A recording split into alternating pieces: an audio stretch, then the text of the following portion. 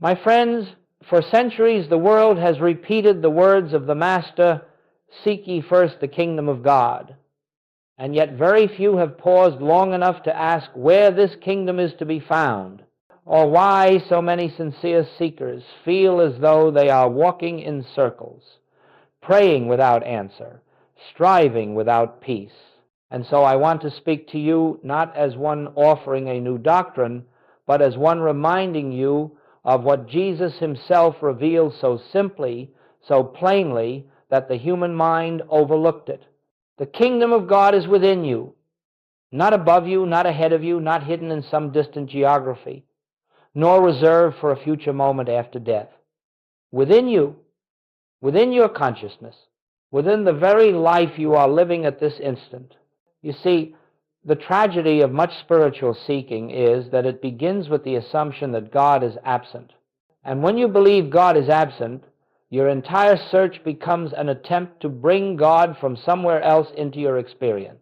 And when you believe the kingdom is far off, your spiritual journey becomes a lifelong effort to reach what seems forever beyond your grasp.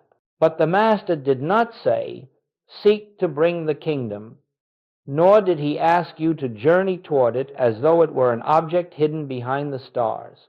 He revealed a presence already here, already complete, already functioning as the very life of your being.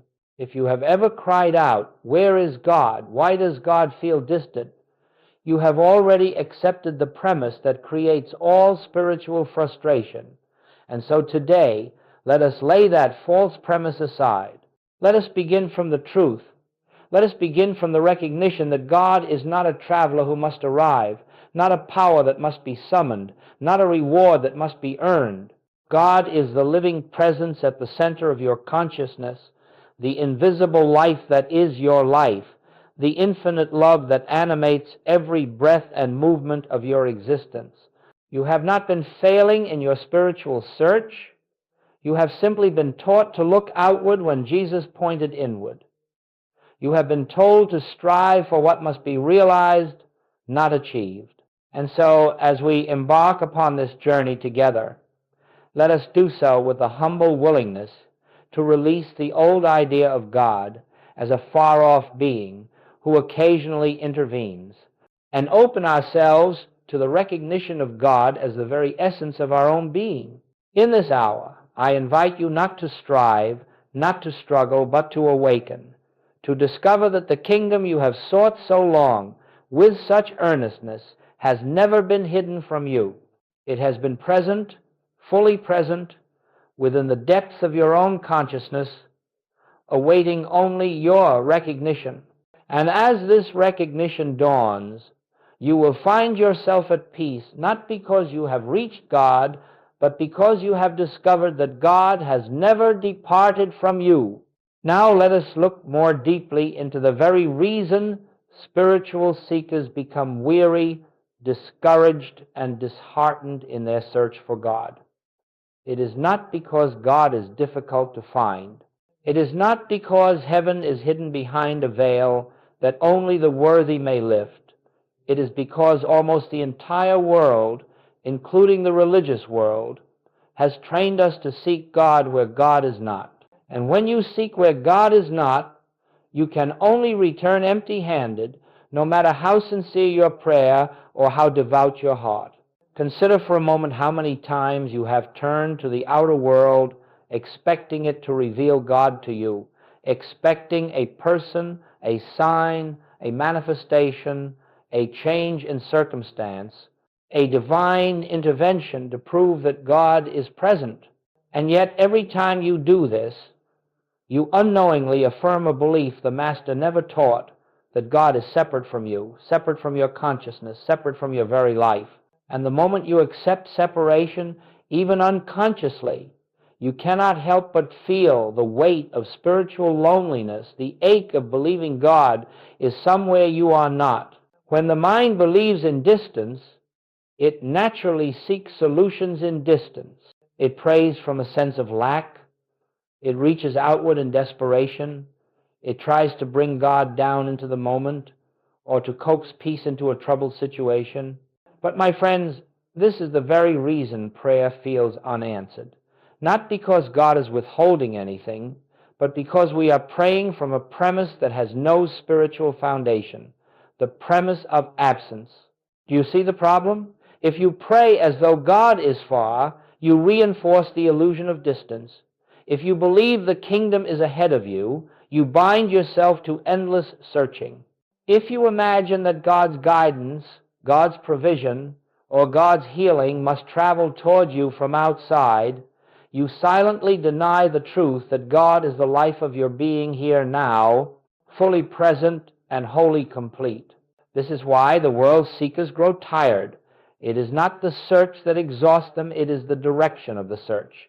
Outward effort consumes energy, inward realization restores it.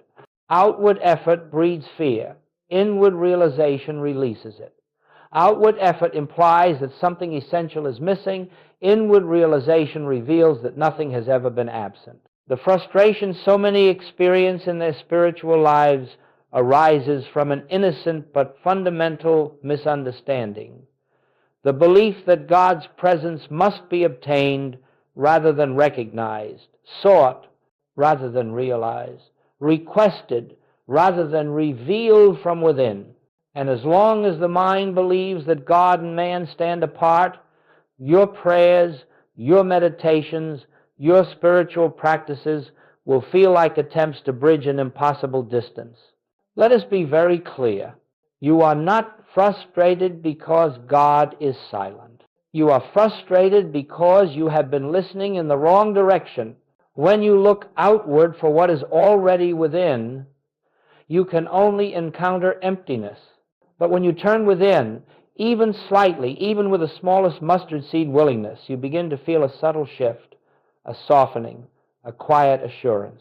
You sense that you are not striving toward God, you are resting in God. You sense that the spiritual journey is not the path of reaching outward, but the path of awakening inward. And it is this awakening that leads us to the next stage of our spiritual unfolding. Let us look now at the teaching of the Master, not through the lens of tradition, nor through the weight of inherited interpretation, but through the quiet inner illumination that reveals spiritual truth as it is. For Jesus spoke words that were not meant merely to inform the mind, but to awaken the soul to its own divine reality. And among these words, none are more central, more misunderstood, and more transformative than the statement, "The kingdom of God is within you." You must understand that Jesus was not pointing to a place. He was not describing a realm to be reached after death, nor a kingdom that would someday descend visibly upon the earth. He was speaking from the consciousness of one who lived in perpetual union with the infinite. When he used the word kingdom, he was describing the awareness of God's presence, an awareness that transcends time, transcends form, and reveals itself as the substance of all being. And when he declared that this kingdom is within you, he tore down every doctrine of distance that humanity had built around God. But the human mind, bound to the senses, could not grasp such a revelation. And so through the centuries, the teachings of Jesus were interpreted through the framework of duality, God above and man below, heaven in the future and struggle in the present. Yet Jesus himself never taught duality. He taught oneness. He taught immediacy. He taught the infinite nearness of God. I and my Father are one. The Father is within me. My kingdom is not of this world. Let us look now at the teaching of the Master, not through the lens of tradition, nor through the weight of inherited interpretation, but through the quiet inner illumination that reveals spiritual truth as it is. For Jesus spoke words that were not meant merely to inform the mind, but to awaken the soul to its own divine reality. And among these words, none are more central, more misunderstood, and more transformative than the statement, "The kingdom of God is within you." Let us look now at the teaching of the Master, not through the lens of tradition, nor through the weight of inherited interpretation, but through the quiet inner illumination that reveals spiritual truth as it is. For Jesus spoke words that were not meant merely to inform the mind, but to awaken the soul to its own divine reality. And among these words, none are more central, more misunderstood, and more transformative than the statement, "The kingdom of God is within you." The moment you imagine the kingdom as something to be entered through effort, you have already stepped outside it. But the moment you realize that God is the very essence of your being, the very breath that moves through you, the very intelligence that animates your life, you have already entered the kingdom without moving an inch. For this kingdom is not reached by time or distance, it is revealed through recognition. Do you see the problem? If you pray as though God is far, you reinforce the illusion of distance. If you believe the kingdom is ahead of you, you bind yourself to endless searching. If you imagine that God's guidance, God's provision, or God's healing must travel toward you from outside, you silently deny the truth that God is the life of your being here now, fully present and wholly complete. It is the unchanging, invisible reality behind all visible form. And when he declared that this kingdom is within you, he tore down every doctrine of distance that humanity had built around God. In this recognition, spiritual seeking begins to change shape. You are no longer reaching outward for God's presence. You are no longer waiting for a future manifestation. You are no longer living in anticipation of a divine intervention that may or may not come. Instead, you are awakening to the truth that the presence you seek is the very consciousness with which you are listening to these words. It is the unchanging, invisible reality behind all visible form. And it is here, in this dawning realization, that the shift from asking God to realizing God begins.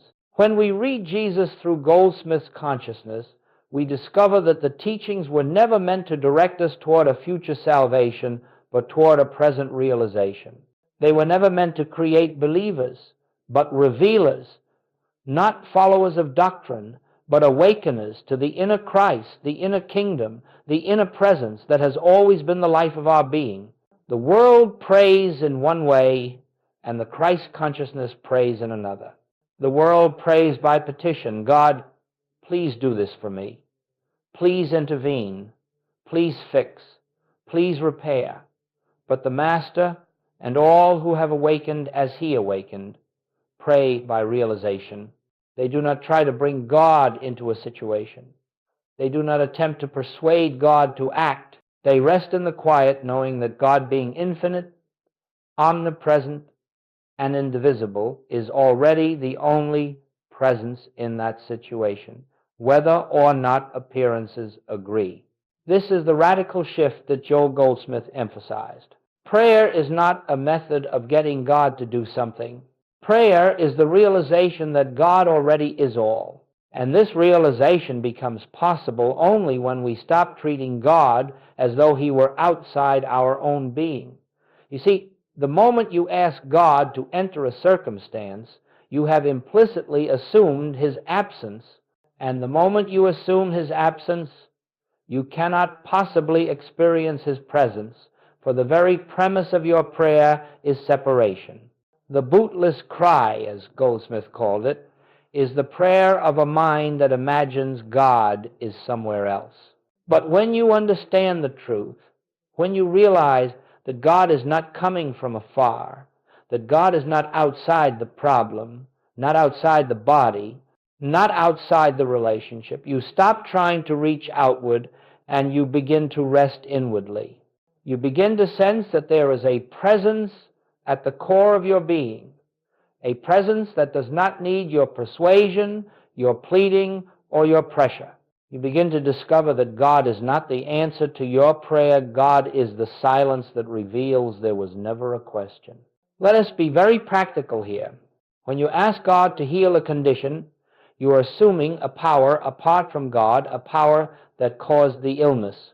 When you ask God to fix a relationship, you are assuming that another person holds power over your peace. When you ask God to open a door, you are assuming that human circumstance can block divine activity. All of this is spiritual impossibility. There is no power apart from God. There is no presence apart from God. There is no activity, no substance, no law that can stand outside the one. And so Goldsmith would say, stop giving power to the problem. Realize that God is the only power present, and the problem dissolves of itself. This is the essence of the shift. We stop asking God to change the outer picture. We realize God is the invisible reality behind all pictures. And when we do this, something wondrous happens. We find that fear loosens its grip. We find that the mind becomes still. We find that circumstances begin to shift without our manipulation, not because we ask God to change them, but because we recognize the presence that was always governing them. As long as you believe your good comes from outside, from people, from the world, from favorable conditions, you will continue to pray outwardly, anxiously, pleadingly. But the moment you realize that God is the life of your life, the peace of your peace, the intelligence of your mind, the substance of your supply, and the harmony of your relationships, you will find that you no longer pray to get. You pray to realize, to become aware of what is eternally true. This is the prayer of the mystic. This is the prayer of the master. This is the prayer of all who have entered the kingdom consciousness. Not a prayer of asking, but a prayer of recognition. Not a prayer of seeking, but a prayer of seeing. Not a prayer of striving, but a prayer of resting in the truth that God is already here. And it is this recognition that prepares us to discern the great distinction between material sense and spiritual consciousness, which is the foundation for entering the kingdom within. Before we can enter the kingdom within, we must understand why the outer world appears so real, so commanding, so overwhelming. We must understand why fear grips us, why circumstances disturb us, why lack seems possible, and why God can appear distant even when we believe in Him with all our hearts. And the reason is simple, though the mind resists it at first. We have been trained from birth to trust the five senses. We have been taught that what we see, hear, taste, touch, and smell is reality.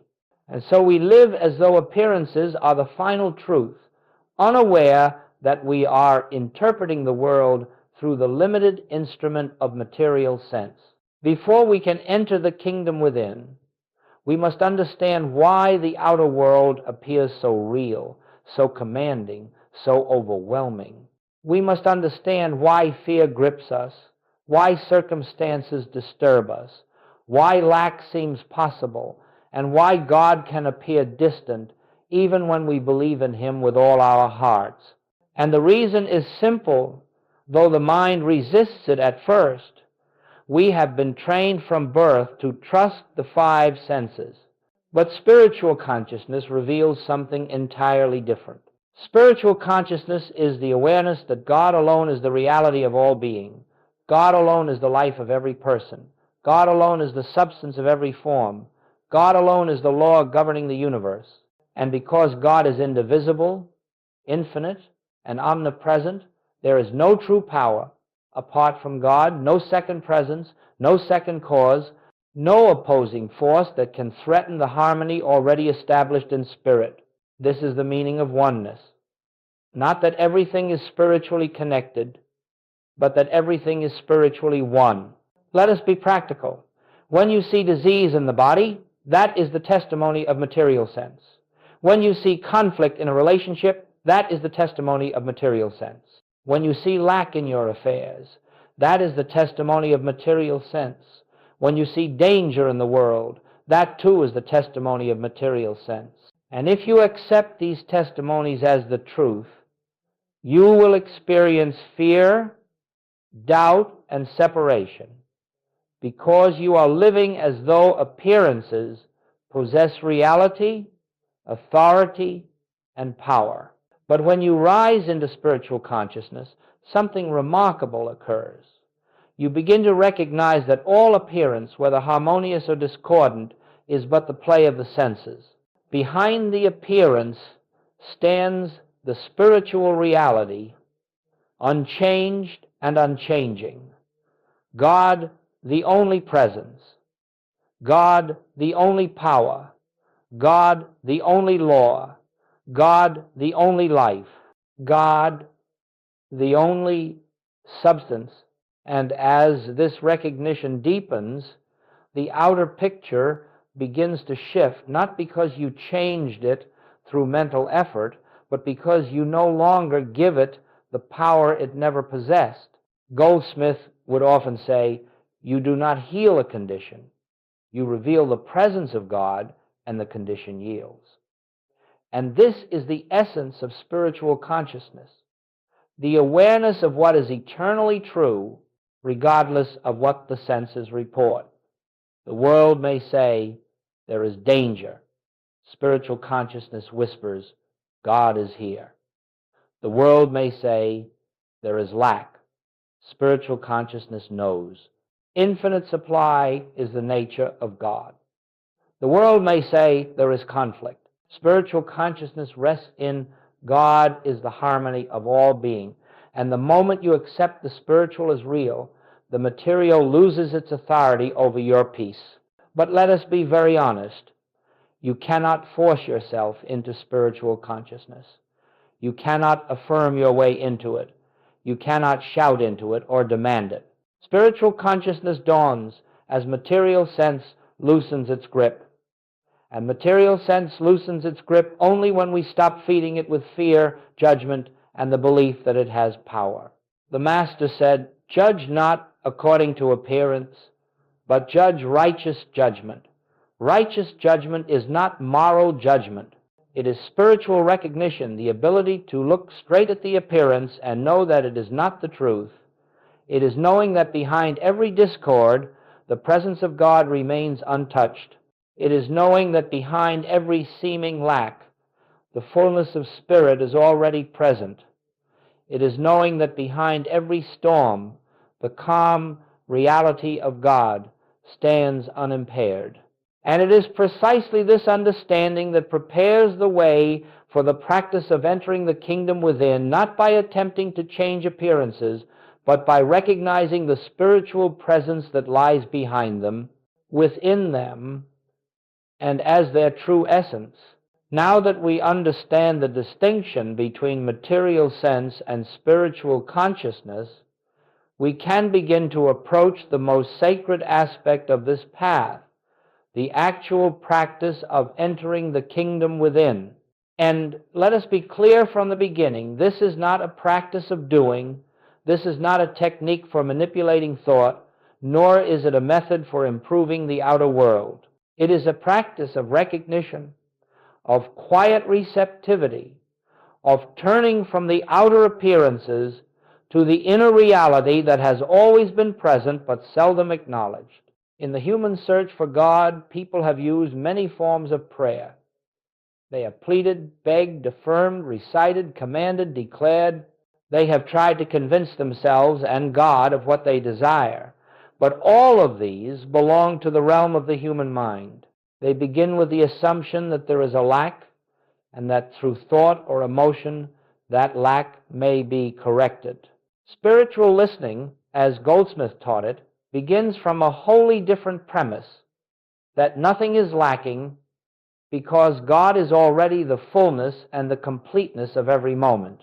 This is why true prayer begins in silence, not the silence of discipline or restraint, but the silence of relinquishment.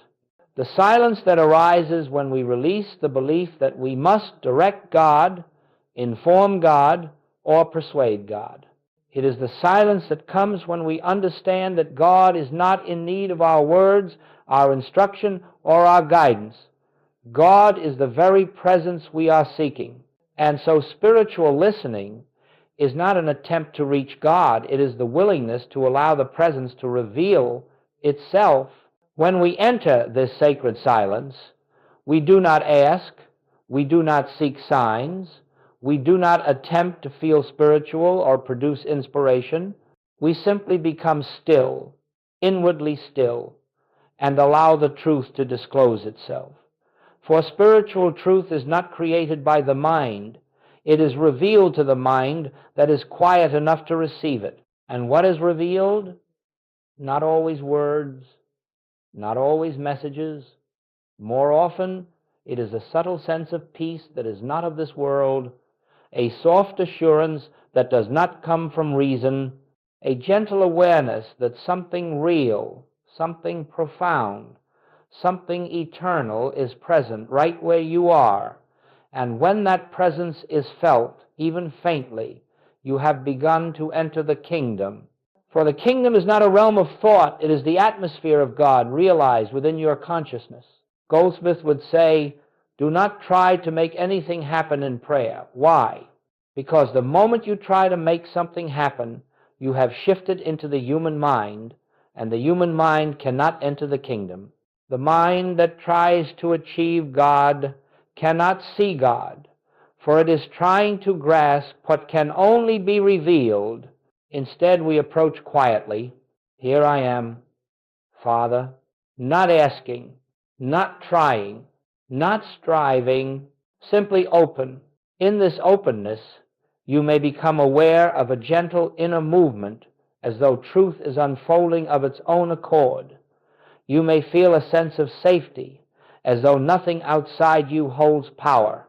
You may feel the burdens of the day loosening as though their weight was never truly yours, or you may simply feel nothing at all, yet know inwardly that something deep and invisible is taking place.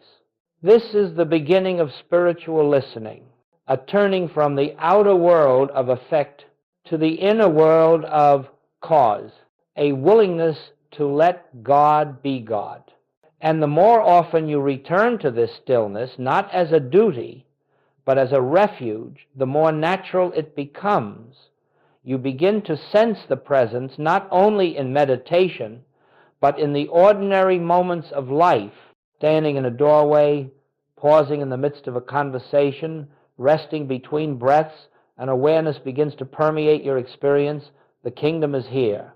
Do not measure your progress. Do not attempt to capture the feeling. Simply return again and again to the stillness in which God reveals himself not as a distant being, but as the life of your own being. This is the practice by which the walls of material sense begin to thin and the light of spiritual consciousness begins to shine through. It is the doorway into the kingdom within. And now that we understand how to enter this inner sanctuary, we can begin to explore how to recognize the signs of its dawning, how to tell in the quiet moments of life that you have already stepped into the atmosphere of God's presence. As we proceed, let us understand something very important. The kingdom of God does not suddenly descend upon you like a light from the sky.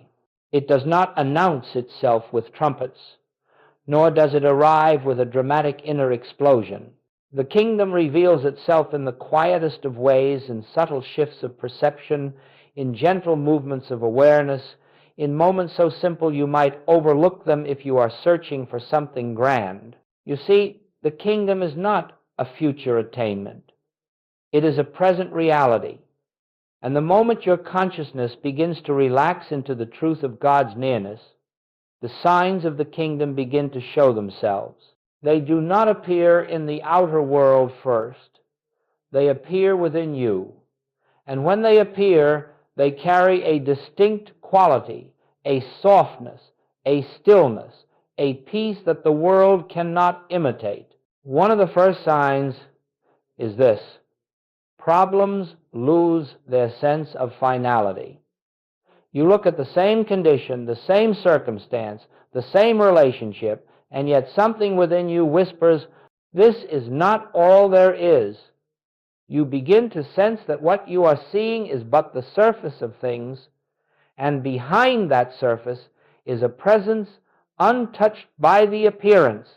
This quiet sense of something more is the first hint that spiritual consciousness is dawning.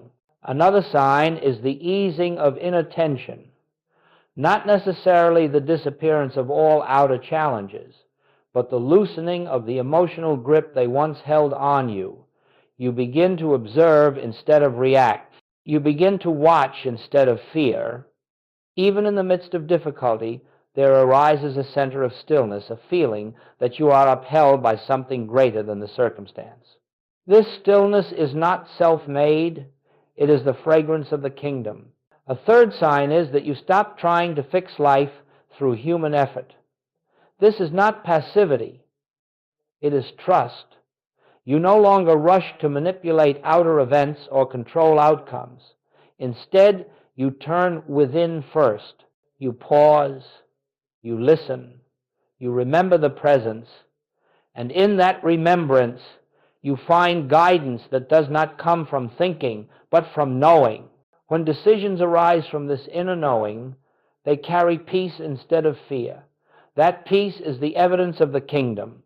You may also notice that forgiveness begins to happen without effort, not because you have willed yourself to forgive, but because the sense of separation itself begins to dissolve. You start seeing others not as separate personalities capable of harming you, but as expressions of the same divine life struggling through human limitation. The enemy becomes a brother. The insult loses power. The past releases its hold. Forgiveness becomes a natural consequence of seeing truly. Another sign is the awakening of gratitude, not gratitude for things, but gratitude for being. A quiet joy arises simply from the recognition that God is here, that life is unfolding, that you are not alone in the universe. This gratitude is not directed outward. It wells up from within, uncaused by anything external. It is the heart's response to the felt presence of God. And perhaps the clearest sign of all is this: you begin to sense that nothing is outside God. You may find yourself pausing throughout the day and silently recognizing God is here. In the grocery store, in a conversation, in a moment of conflict, in the stillness before sleep, something deep within acknowledges the presence, not as a belief, not as a philosophy, but as an inner fact. This recognition is the kingdom. You do not have to be perfect to experience these signs. You do not have to sustain them every moment. Even a fleeting glimpse is enough to show you that you have touched the edge of something real, something that does not come and go, though your awareness of it may. And every glimpse leaves a trace. Every moment of recognition strengthens the spiritual capacity to see beyond appearance. When these signs appear even subtly, you may know with certainty the kingdom has already begun to reveal itself in your consciousness. You are not approaching it, you are awakening within it. And now that you know how to recognize these early dawnings of spiritual awareness, we may move naturally into the next stage of this journey, entering more deeply into the inner kingdom through a quiet, receptive meditation, a practice not of doing, but of being. Let us now turn inward together, not to perform a technique, not to repeat words, not to achieve an experience, but simply to rest in the awareness of the presence that has been with us from the beginning. In this moment, there is nothing you must accomplish. There is nothing you must correct or improve. There is only the gentle willingness to set aside the world of appearances and allow the truth to reveal itself within your own being. We begin not by reaching outward, but by releasing every mental habit that seeks to grasp or manipulate the spiritual. There is nothing to grasp. Spirit is not an object. God is not distant. The kingdom is not a goal. We are not climbing toward God, we are relaxing into God. And so we enter this quietness with a simple inward recognition. God is here, not coming, not arriving, already here. Let the mind rest. Let the thoughts pass without engagement. Let the concerns of the outer world dissolve into the background. You are not trying to silence the mind.